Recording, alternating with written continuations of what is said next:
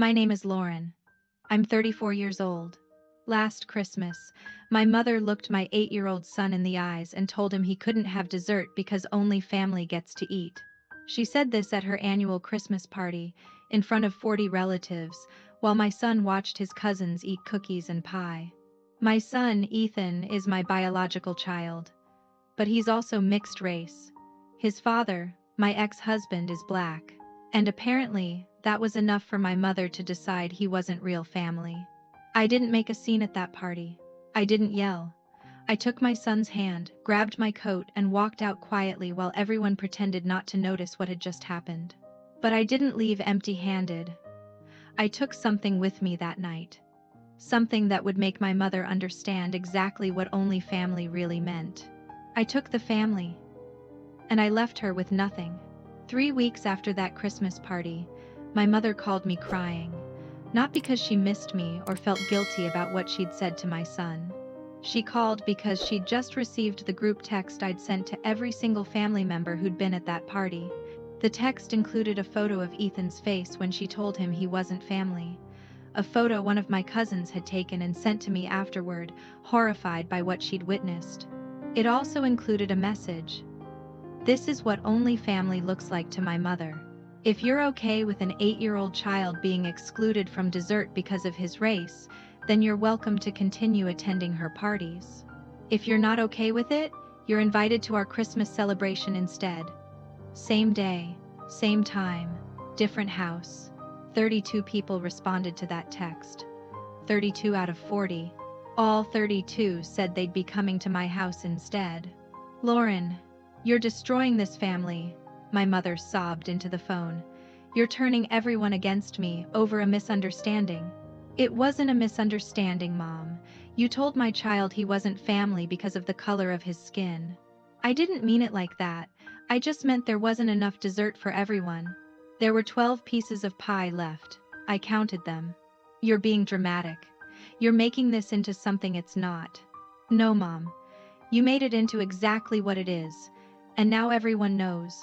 Have you ever had to choose between protecting your child and keeping peace with your family? Comment below and tell me which one you chose, because what I'm about to share isn't just about a Christmas party. It's about the moment I realized that family who can't love my child doesn't deserve to be in our lives. To understand how Christmas dinner became a battleground, I need to take you back to when Ethan was born 8 years ago. I met my ex-husband Marcus in college. We fell in love, got married at 24, and had Ethan when I was 26. Marcus and I divorced 3 years ago. It was amicable. We co-parent well. He's a good father. Our split had nothing to do with race, and everything to do with growing apart. But my mother never accepted the relationship. From the moment I brought Marcus home, she made it clear he wasn't welcome. She never said anything explicitly racist. She was too smart for that.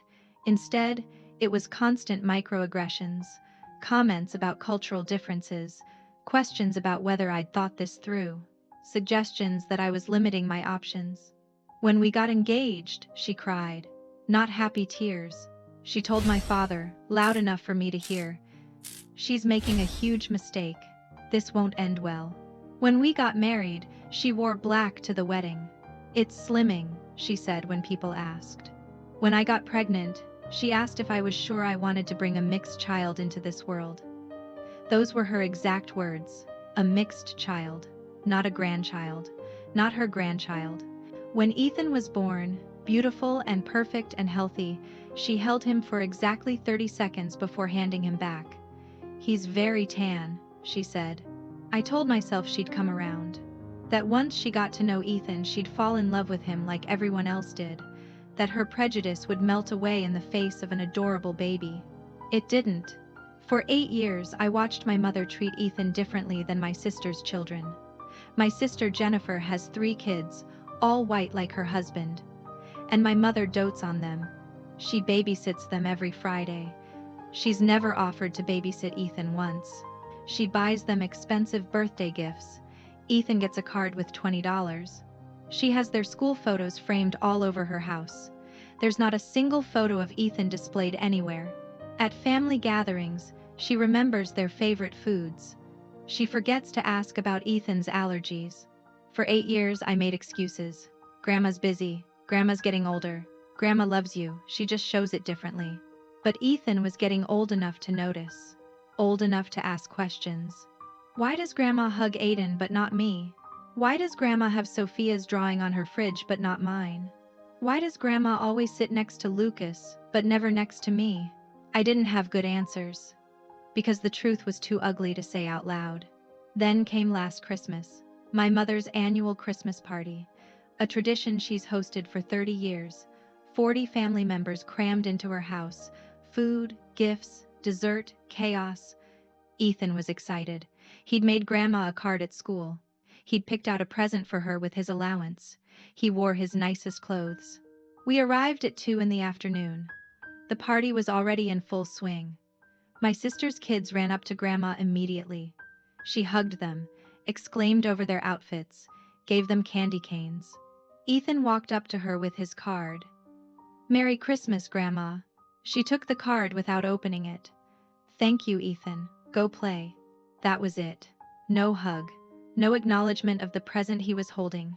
Just go play. I watched his face fall. I wanted to say something.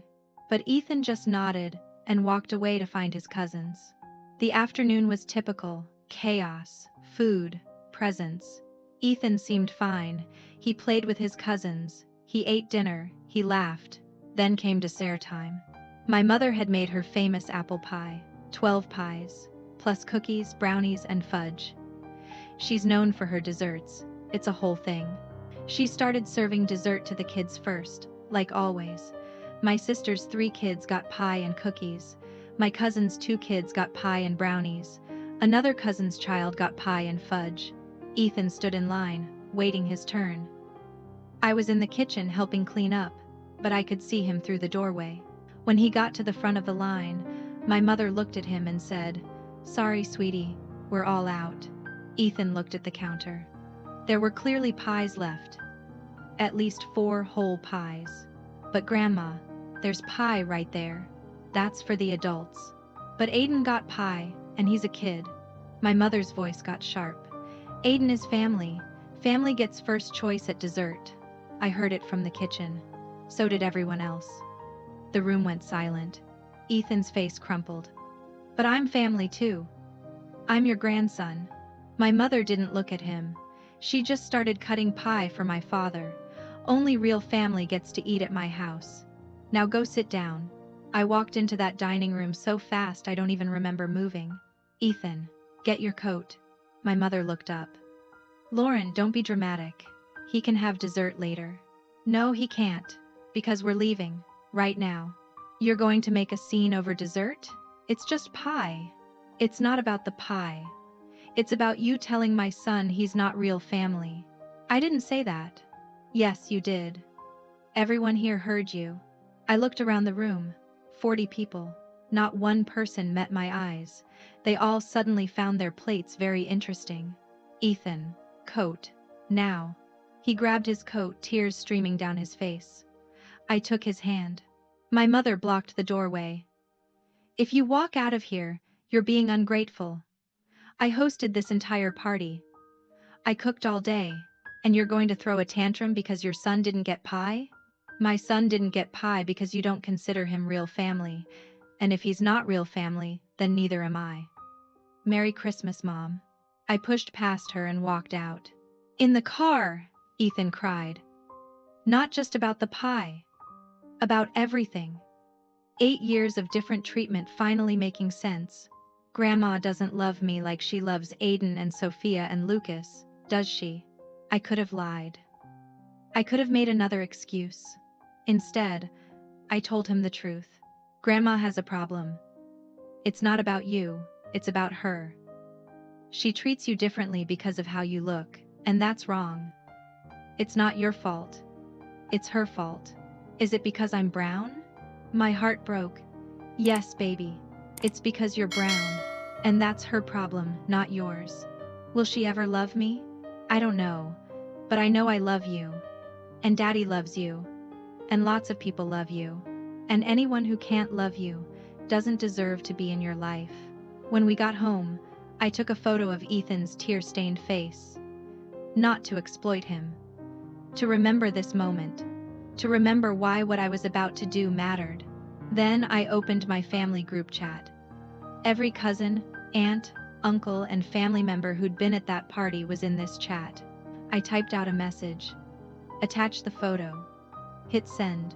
Within an hour, my phone was blowing up. Most messages were supportive. "I'm so sorry. I should have said something. I didn't realize it was that bad." Some were defensive.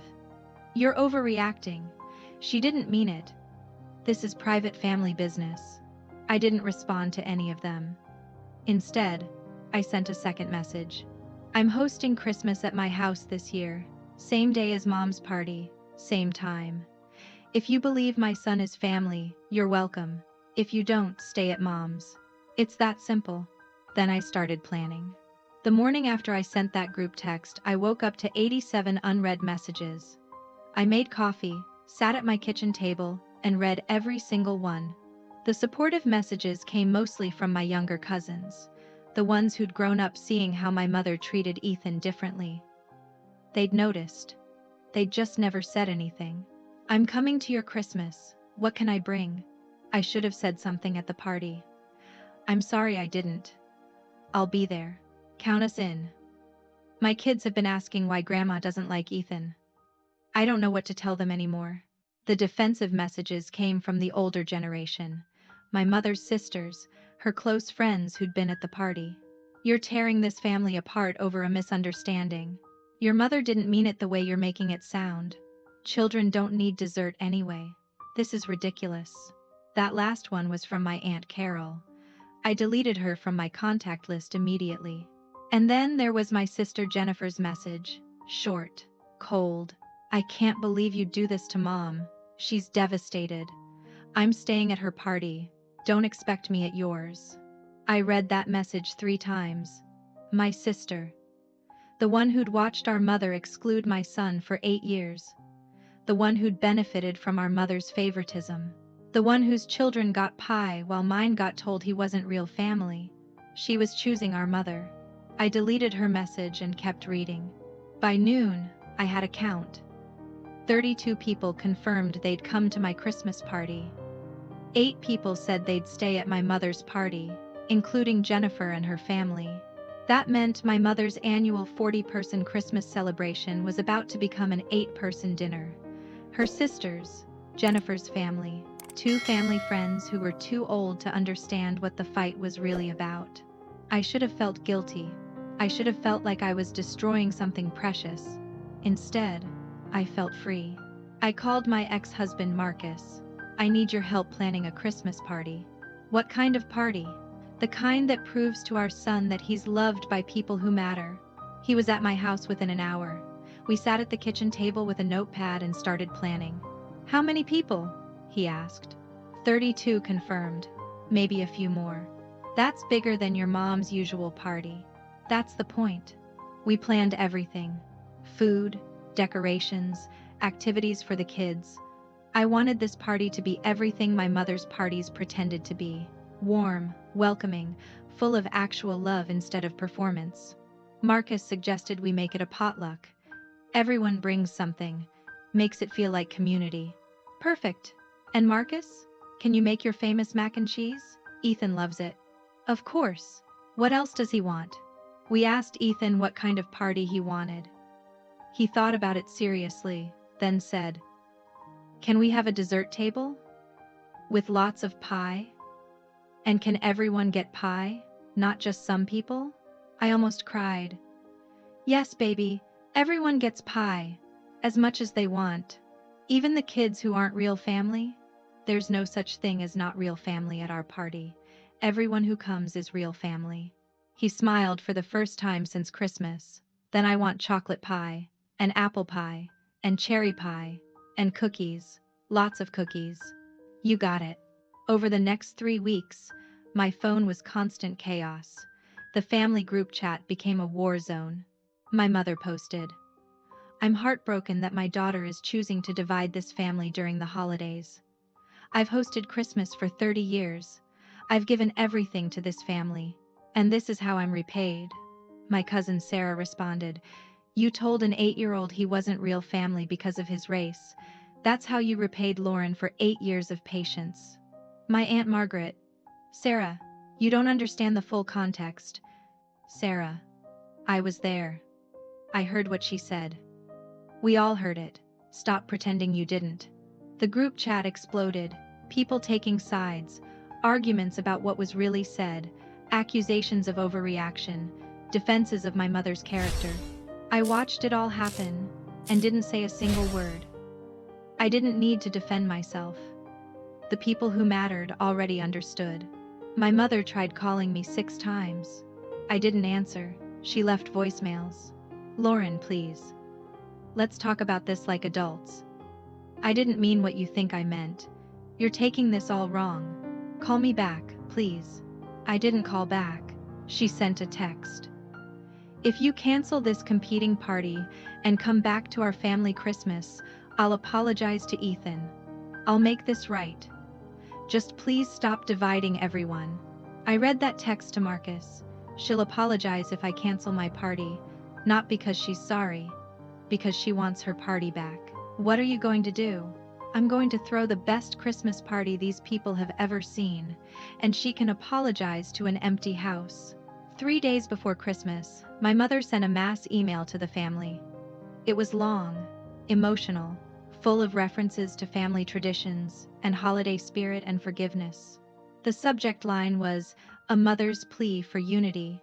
She wrote about how she'd hosted Christmas for 30 years, how family was everything to her, how she'd sacrificed so much to make every holiday special, how heartbroken she was that one misunderstanding had led to this division. She never once mentioned what she'd said to Ethan.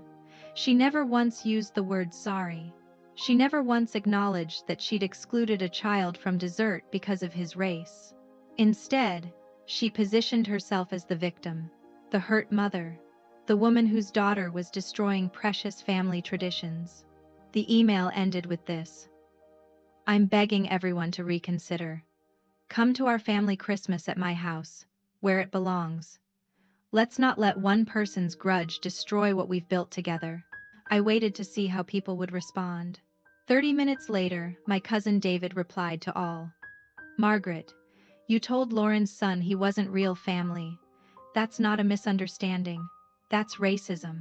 I'm going to Lauren's party, and I'm bringing pie for everyone, especially the kids." Then cousin after cousin responded, "We're going to Lauren's. See you at Lauren's party. Lauren's house. We'll bring cookies."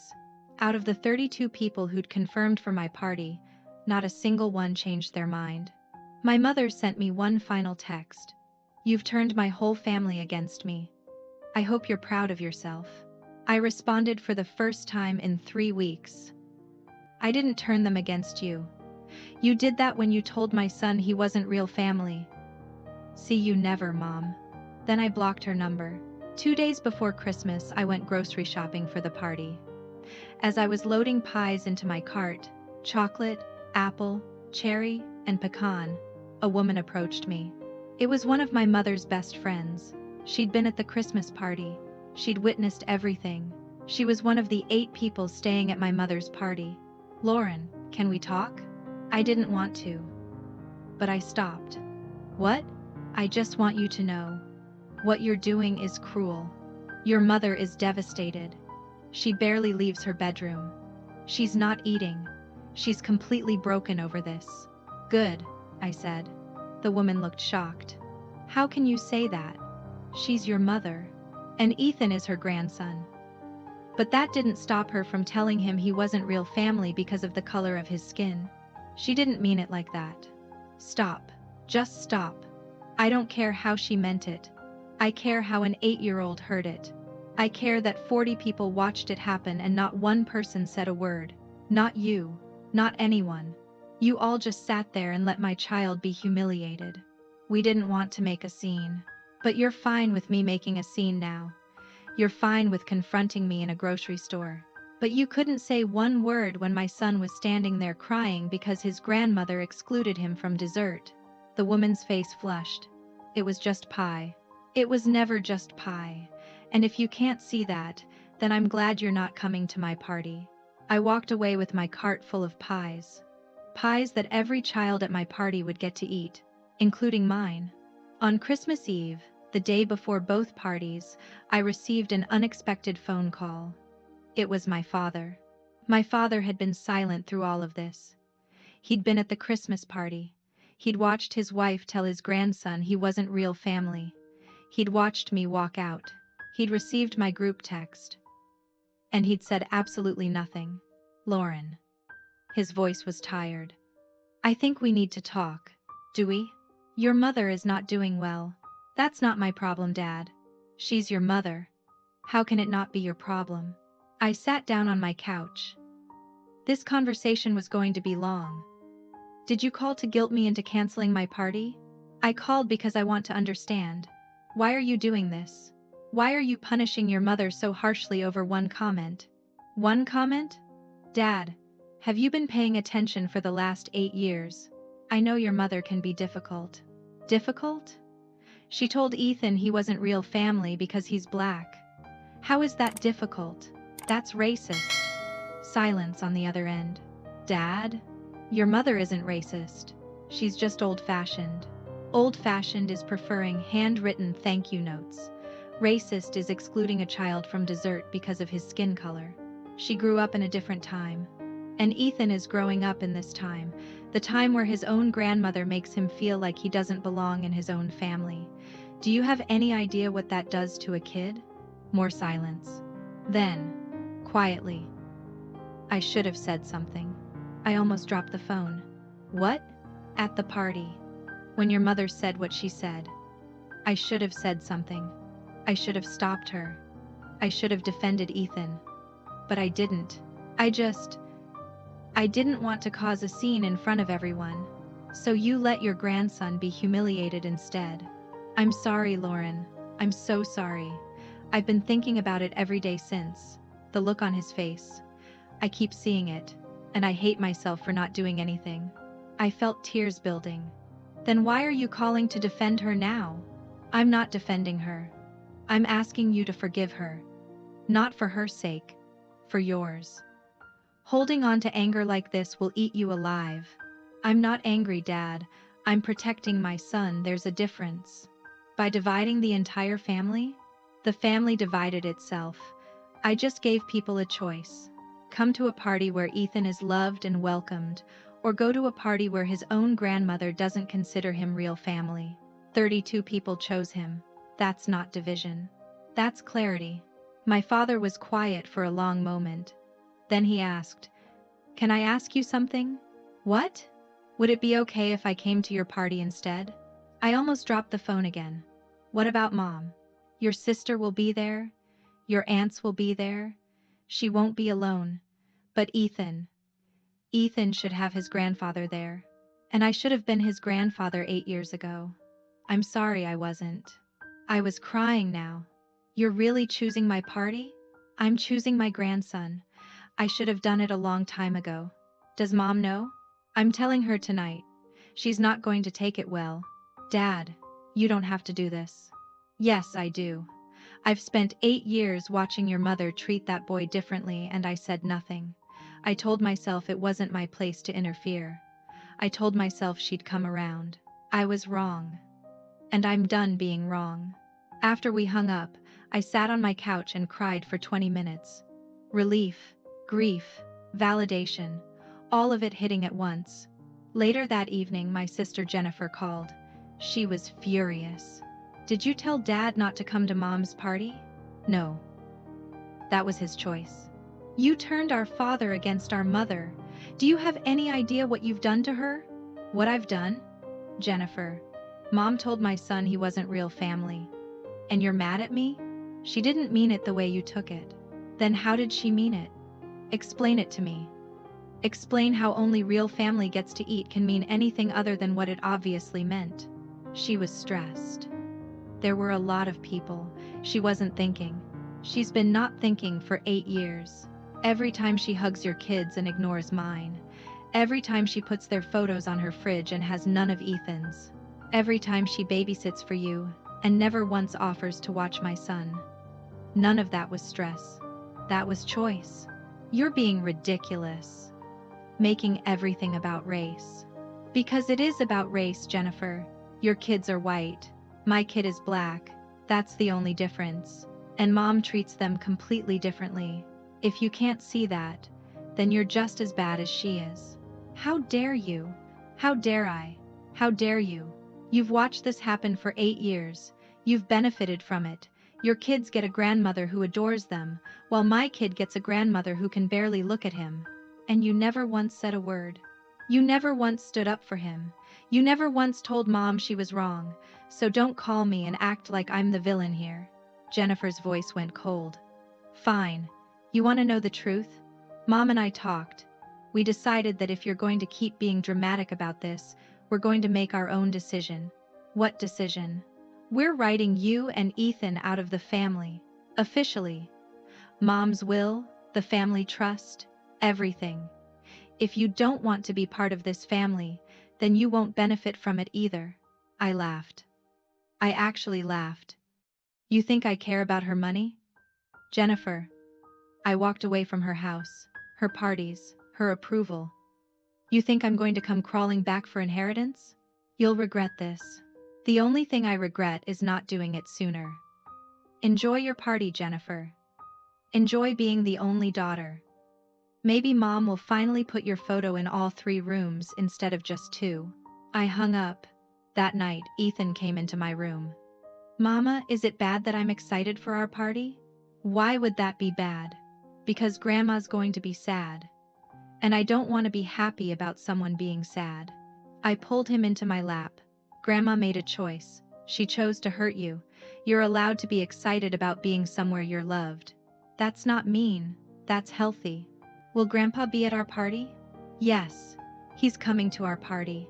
Ethan's face lit up. Really? Really, he wants to be with you. Does that mean Grandpa loves me? Yes, baby. Grandpa loves you. He hugged me tight. Good. Because I love him too, even if Grandma doesn't love me. Hey! Look at me. Grandma's problem is not about you, it's about her. You are lovable. You are worthy. You are real family. Don't ever forget that. I won't forget. Because tomorrow, everyone at our party is going to show me, right? Right. That night, I barely slept. Tomorrow, 32 people were coming to my house.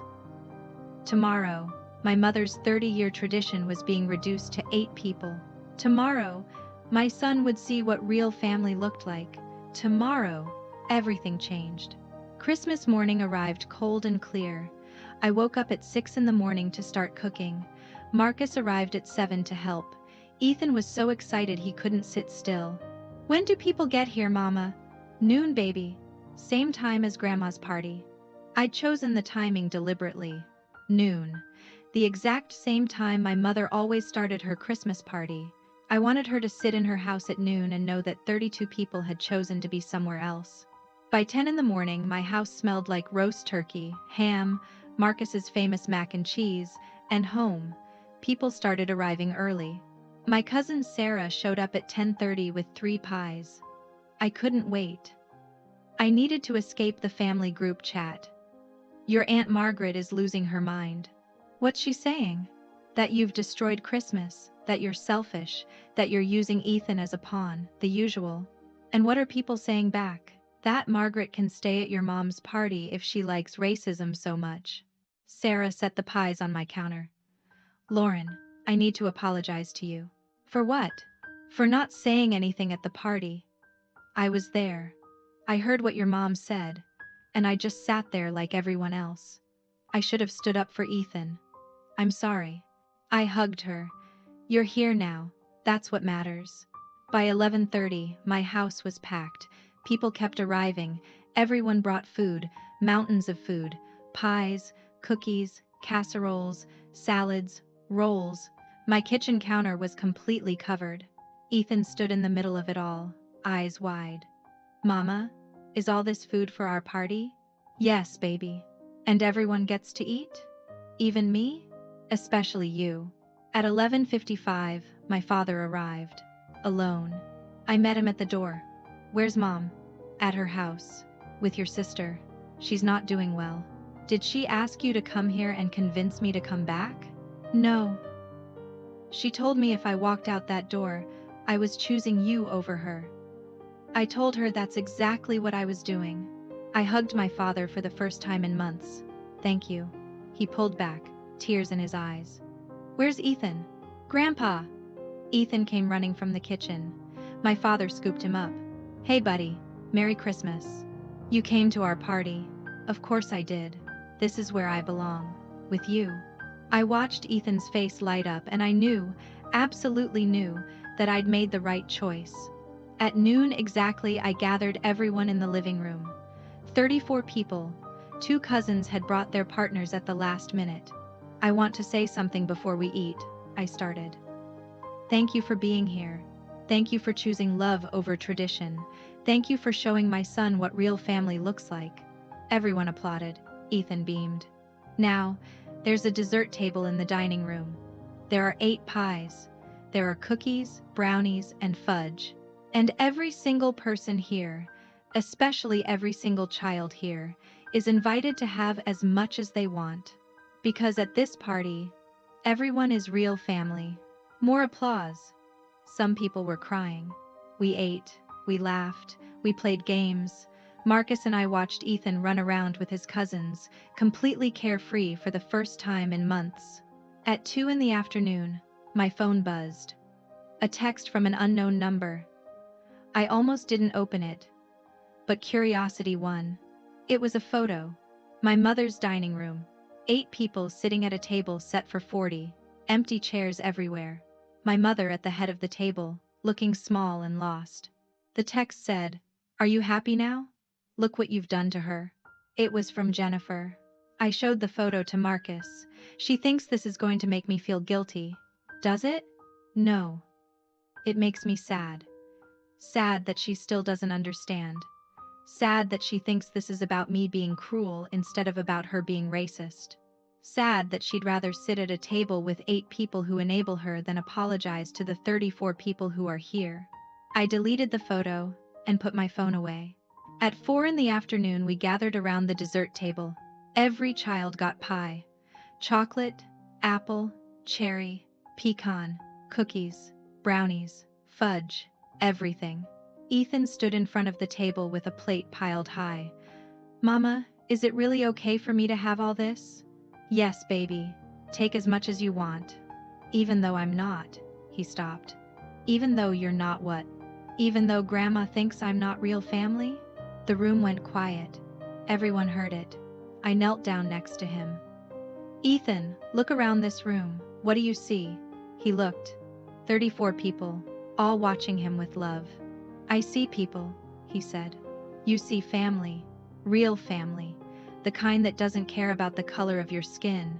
The kind that loves you exactly as you are. That's what real family looks like. And Grandma? She's going to learn that real family isn't about blood. It's about love. And if she can't love you, she doesn't get to be part of this. Ethan thought about that. Then he said, I like our family better anyway. Everyone clapped. That evening, as people were leaving, my cousin David pulled me aside. Your mom called me, he said. She asked me to talk to you, to convince you to forgive her. What did you tell her? I told her I'd deliver a message if she wanted. She said yes. So here it is. She's sorry. She wants you to come home. She wants to make this right. Did she say what she was sorry for? David hesitated. She said she was sorry for the misunderstanding. Misunderstanding. Not sorry for what she said. Not sorry for hurting Ethan. Sorry for the misunderstanding. That's what she said. Then she's not actually sorry. She's sorry she got caught. She's sorry she lost her party. She's sorry people chose me over her. But she's not sorry for what she did to my son. That's what I thought too. I told her that. She hung up on me. After everyone left, it was just me, Marcus, and Ethan. We sat in my living room, surrounded by the beautiful mess of a party well loved.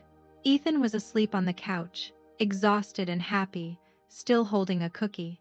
You did it, Marcus said quietly. You protected him. We did it, I corrected. This was both of us. What happens now? Now? We keep going. We build the family we deserve. And we let my mother sit in her house with her 8 people and her empty chairs, and think about why they're empty. Do you think she'll ever understand? Honestly, I don't know. But it's not my job to make her understand anymore. It's my job to make sure Ethan knows he's loved. And today he knows. My phone buzzed one last time. Another unknown number. I almost didn't check it, but I did. It was a text from my Aunt Margaret, one of the 8 people who'd stayed at my mother's party. You were right. What your mother said was wrong.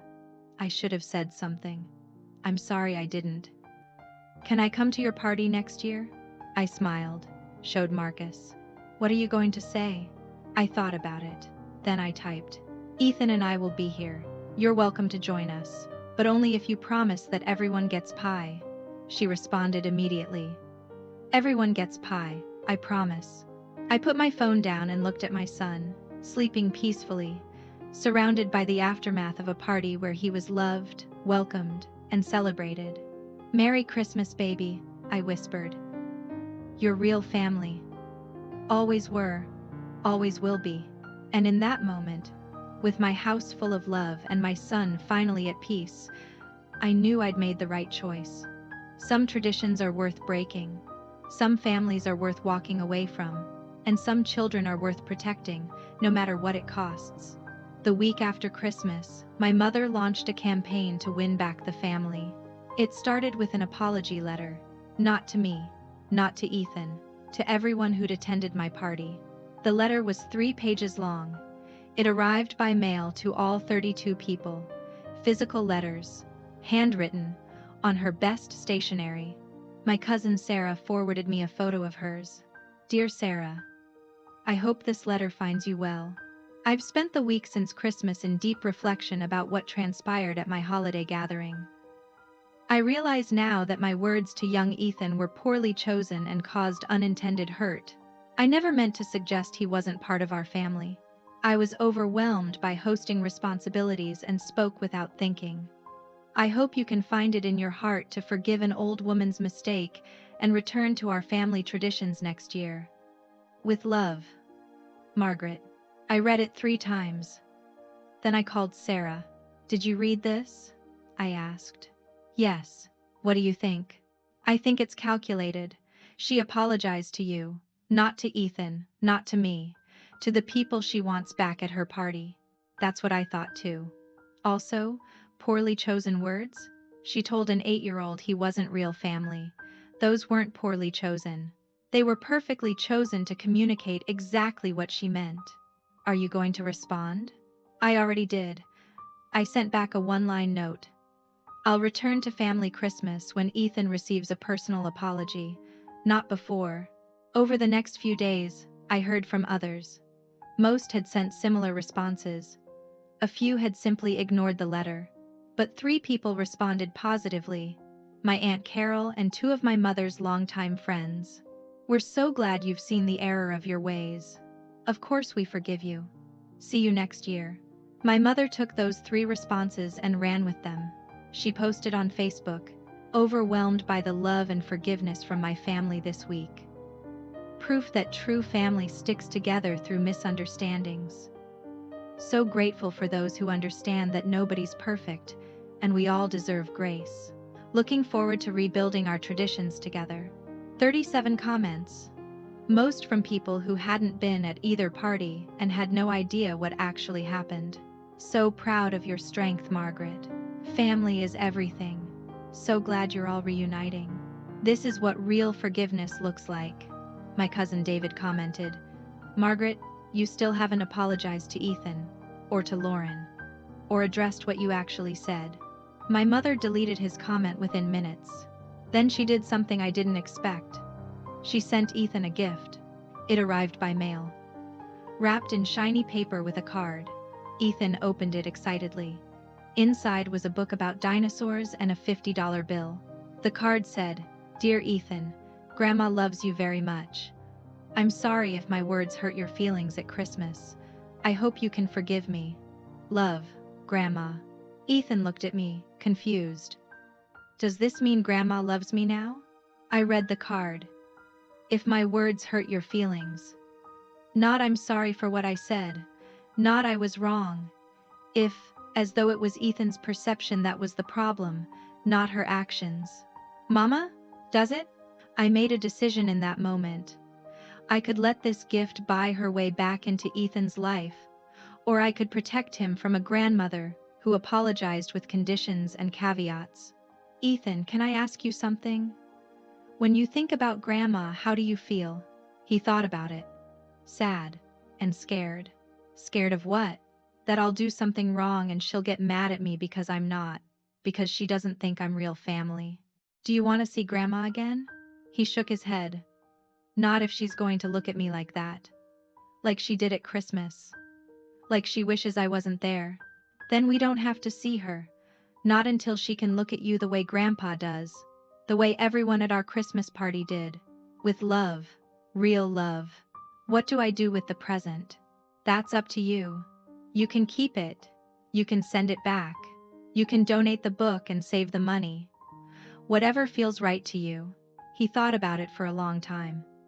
Then he said, "Can we send it back? With a note that says I forgive her, but I don't want presents. I just want her to love me for real." I helped him write the note. In his 8-year-old handwriting, he wrote, "Dear Grandma, thank you for the present. But I don't want presents. I want you to love me like you love Aiden and Sophia and Lucas. If you can't do that, that's okay. But presents don't make it better. Love, Ethan." We mailed it back that afternoon. 2 days later, my mother called me.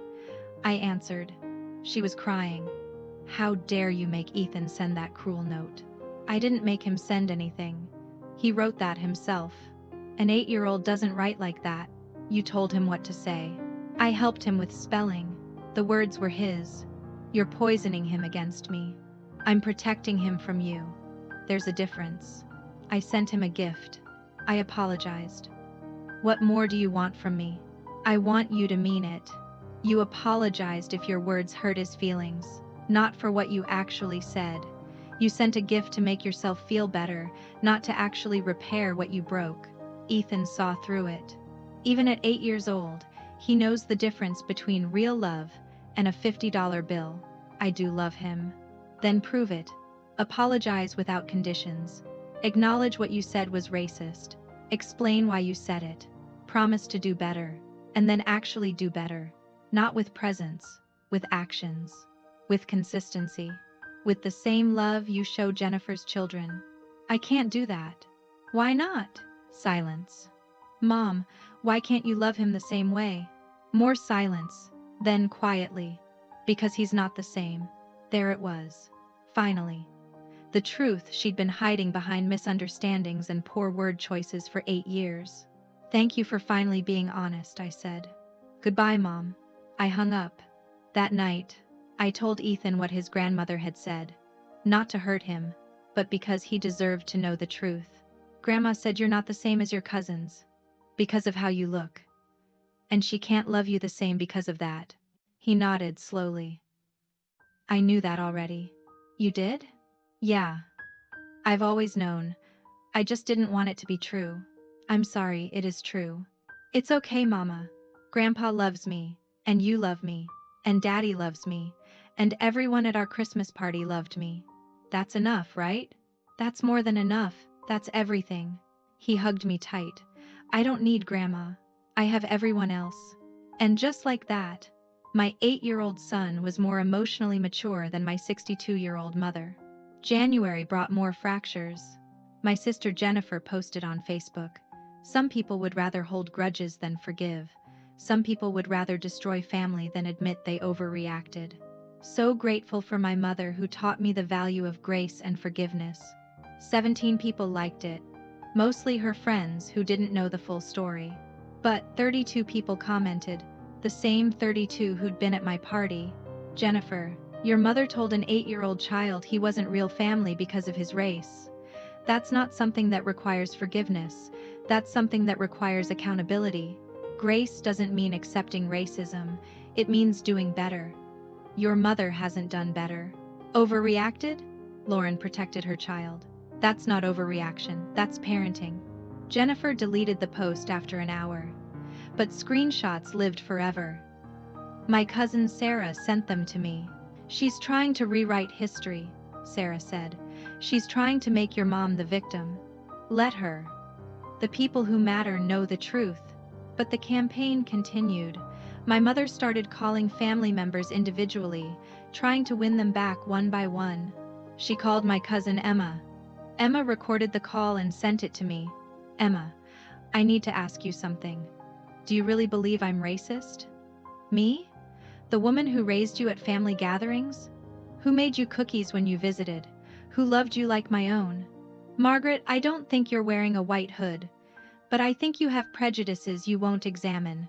And I think Ethan deserves better. I sent him an apology.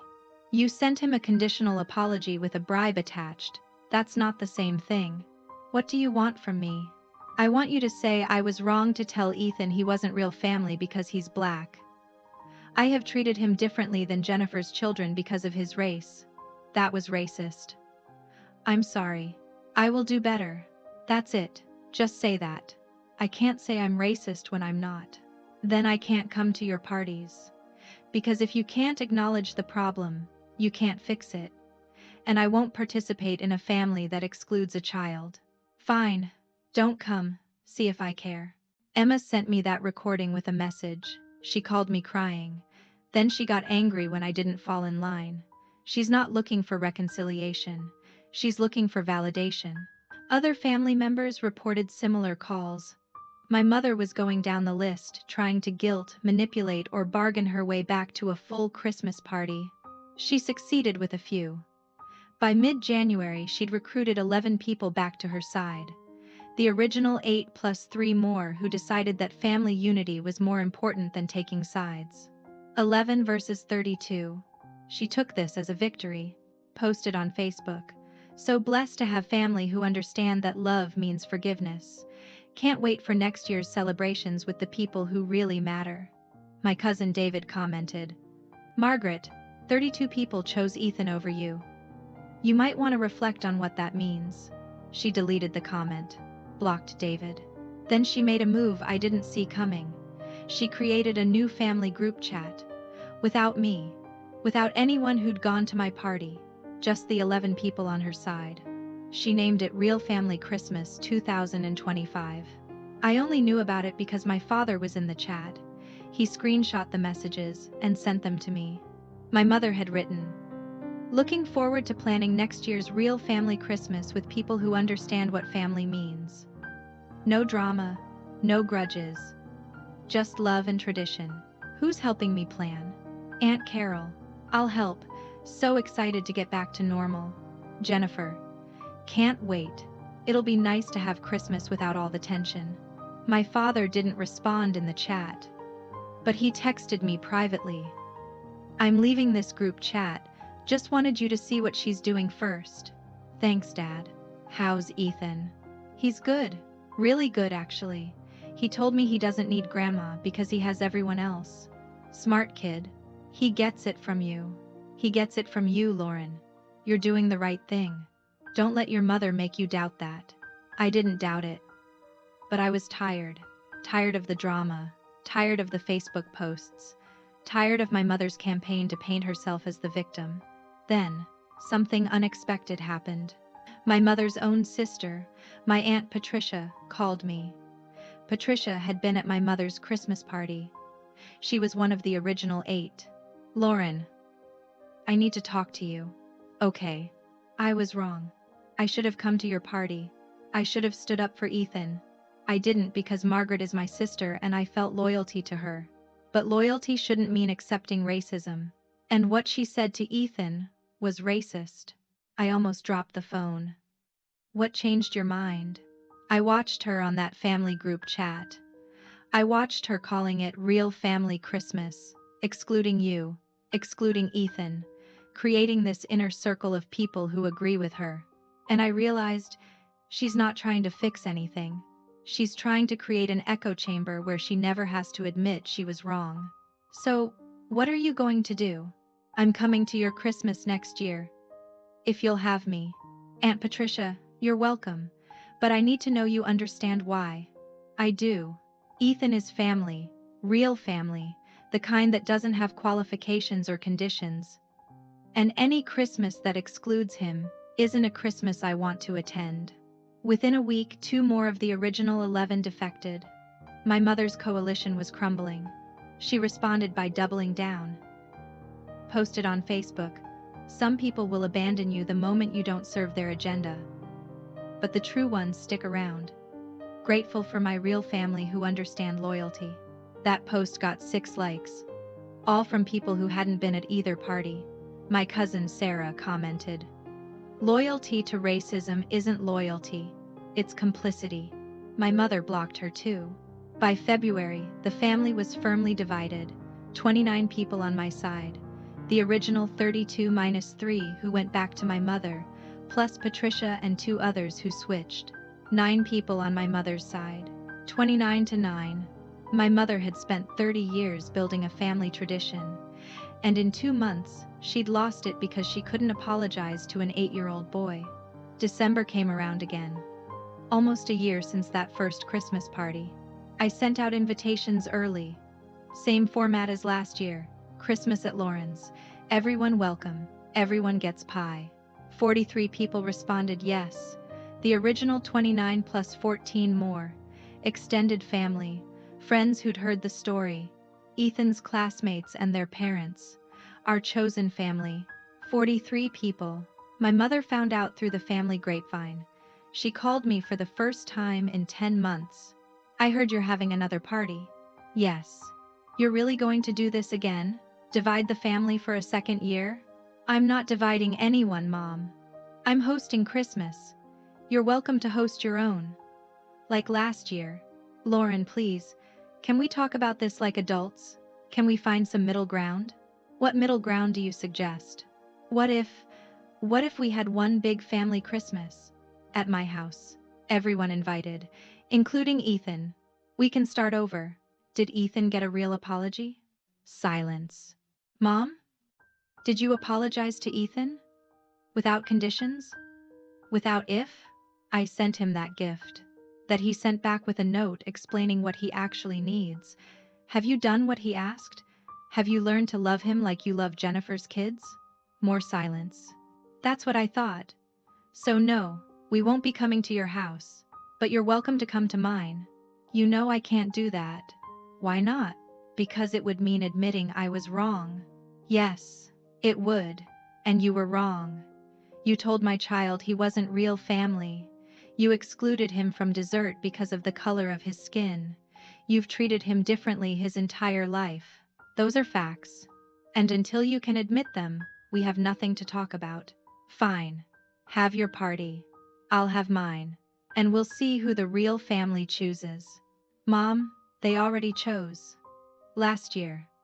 29 people came to my house. 9 went to yours. And this year I have 43 coming. How many do you have?" Silence. "Mom? Goodbye, Lauren." She hung up. Christmas Day arrived. My house was packed. 43 people. Kids running everywhere, food covering every surface, laughter, music, joy. Ethan was in the middle of it all, confident and happy.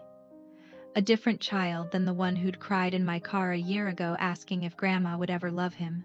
At 2 in the afternoon, during the height of the party, my doorbell rang. I opened it to find my mother standing on my porch. Alone. She looked smaller than I remembered. Older, tired. "Mom? Can I come in?" I stepped aside. She walked into my crowded, loud, chaotic house. Everyone stopped talking when they saw her. "I need to say something," my mother said quietly. The room went silent. She looked at me. Then she looked past me, searching the crowd. "Where's Ethan?" "He's in the kitchen. Can you get him, please?" I went to the kitchen. Ethan was making a plate of cookies. "Ethan, Grandma's here. She wants to talk to you." His eyes went wide. Is she going to yell at me? I don't know. But I'll be right next to you. You're safe, okay? He nodded and took my hand. We walked back to the living room. 43 people watched as my mother looked at my son. She knelt down. Got on her knees, eye level with an 8-year-old. "Ethan, I owe you an apology. A real one. He didn't say anything, just held my hand tighter. Last Christmas, I told you that only real family gets to eat. I said that because of the color of your skin. Because you're black. That was racist. That was wrong. And I'm sorry. The room was so quiet you could hear people breathing. I've treated you differently your whole life. I didn't hug you like I hug your cousins. I didn't put your pictures on my fridge. I didn't babysit you or buy you nice presents or make you feel loved. And that was all because of racism. My racism. Not your fault. Mine. Tears were running down her face. I don't know if you can forgive me. I don't know if you should. But I want you to know that I'm sorry. Really sorry. And if you'll let me, I want to try to be a better grandmother. The kind you deserve. The kind I should have been from the beginning. Ethan looked at me. I nodded. It was his choice. He looked back at my mother. Do you mean it? Or are you just saying it because everyone's watching? My mother actually smiled through her tears. That's a fair question. I mean it. And I'll keep meaning it. Even when no one's watching. Okay, Ethan said softly. I forgive you. My mother broke down crying. She reached for him hesitantly. He let her hug him. For the first time in his life, his grandmother hugged him like she meant it. When she pulled back, she stood up and faced the room. I owe all of you an apology too. I spent a year trying to justify what I said, trying to make myself the victim, trying to force you to choose between me and basic human decency. I was wrong. Lauren was right to protect her son. You were right to support her. And I'm sorry it took me a year to understand that. People started crying. Not just me. Everyone. My father stepped forward. Margaret, I'm proud of you. She looked at him. I'm sorry it took so long. But you got here. That's what matters. My mother turned to me. Lauren, can I stay? At your party? Can you handle 43 people and lots of noise and Ethan getting as much pie as he wants? She smiled. A real smile. I'd like to try. Then welcome to our family Christmas, Mom. Everyone gets pie here. She stayed for the rest of the party. She watched Ethan play with his cousins. She saw how everyone loved him. She met Marcus and actually had a real conversation with him for the first time. And when it was time for dessert, she served Ethan first. A huge piece of chocolate pie, his favorite. Is this enough, sweetheart? She asked him. Yes, Grandma, thank you. You can have more if you want. Everyone gets as much as they want here. He smiled at her. I know. That's why I like this Christmas better. That was 2 years ago. Ethan is 10 now, and everything has changed. My mother kept her promise. Not perfectly, but consistently. She started small, invited Ethan over for a one-on-one visit, just the two of them, made him his favorite lunch, asked about school, listened to him talk about dinosaurs for an hour, without interrupting. Then she invited him again, and again. Once a week, every week, for 2 years. She put his pictures on her fridge, not hidden in a corner, front and center, next to Jennifer's kids' pictures. She started babysitting him, Friday afternoons, just like she'd done for my sister's kids for years. She came to his soccer games, cheered louder than anyone. For his 9th birthday, she made him a chocolate cake from scratch. Remembered he's allergic to nuts. Sang happy birthday, and cried when he blew out the candles. She's not perfect. Sometimes she slips. Sometimes I see her hesitate before hugging him, like she's still fighting old instincts, but she catches herself, apologizes, tries again. And Ethan? He's blossomed. He's confident now. Funny. Outgoing. He knows he's loved. Really loved. Not just by me and Marcus, but by his whole family. Including his grandmother. Last Christmas, we had one party. At my mother's house. 52 people. She insisted everyone come to her house. She wanted to host. She wanted to prove she could do it right. And she did. Everyone got pie. Ethan got first choice. She made chocolate just for him. When it was time for dessert, she stood up and made a toast. 2 years ago, I almost lost my family because I was too proud to admit I was wrong. I told my grandson he wasn't real family because I let my prejudices matter more than his heart. I'm not proud of that. I'll never be proud of that. She looked at Ethan. But I'm proud of you. I'm proud of how brave you were to forgive me. I'm proud of how smart and kind and wonderful you are, and I'm grateful every single day that you gave me a second chance I didn't deserve. She raised her glass to Ethan, my grandson, my real family, always was, always will be. Everyone cried, including Ethan, including me. After the party, as people were leaving, my mother pulled me aside. "Thank you," she said. "For what?" "For not giving up on me. You could have cut me off completely. You could have told Ethan I was irredeemable. You could have poisoned him against me forever. But you didn't. You gave me room to change. I didn't do it for you, Mom. I did it for Ethan. He deserved the chance to have a grandmother who loved him. If you hadn't changed, that would have been your loss. But you did change. And now he has you. The real you. I'm still working on it. Some days are harder than others. I catch myself thinking old thoughts, having old reactions. But I stop myself now. I remember Ethan's face that Christmas. I remember how small I made him feel. And I choose better. That's all anyone can ask. Not perfection, just effort, consistent effort. She hugged me. I'm sorry I made you choose between me and your son.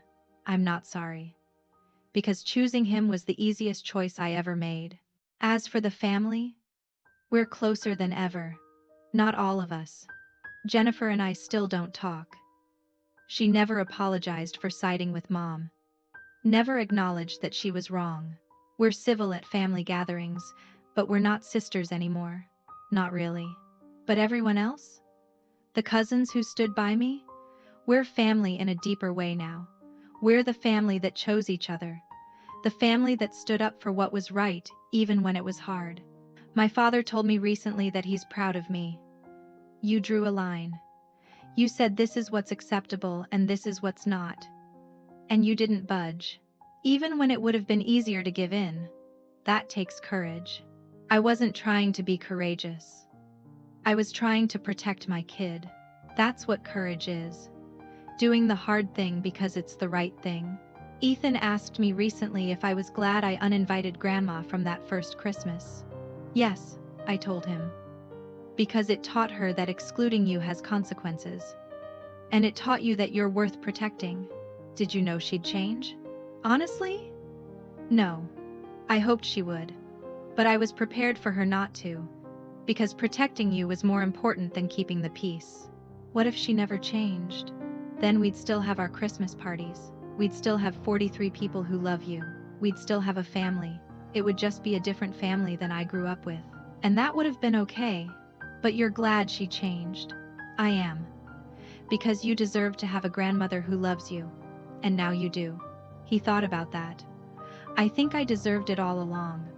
I just had to wait for her to figure that out. My 10-year-old son, wiser than most adults I know. 6 lessons I learned from uninviting my mother from Christmas. 1. Protecting your child is never overreacting. If someone makes your child feel less than, you have every right to remove that person from your child's life. Even if it's family. Especially if it's family. 2. Racism isn't always loud. Sometimes it's quiet. Sometimes it's in who gets hugged and who doesn't, who gets dessert and who's told there's none left, who gets photos on the fridge and who gets forgotten. The quiet kind of racism is still racism, and it still hurts. 3. You can't force someone to change, but you can create consequences that make change the only option. My mother didn't change because I begged her to. She changed because she lost her entire family and realized what her prejudice had cost her. 4. Real apologies don't have conditions. I'm sorry if you were hurt isn't an apology. I'm sorry for what I did is an apology. The difference matters. 5. Family is who shows up, not who shares your blood. The 32 people who came to my first Christmas party were more family than the 8 who stayed at my mother's. Because they chose love over tradition. They chose my son over their comfort. 6. Change is possible, but only if someone wants to change. My mother spent a year defending herself, but when she finally decided to do the work, she did it. Not everyone will, but some will. And that's worth hoping for. Most importantly, sometimes the most loving thing you can do is draw a boundary and hold it.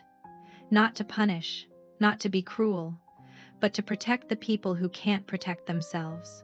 I drew that boundary 2 years ago when I uninvited my mother from Christmas, when I told her that excluding my son had consequences. And now? Now Ethan has a grandmother who loves him. Now I have a mother who's doing the work to be better. Now our family gatherings include everyone.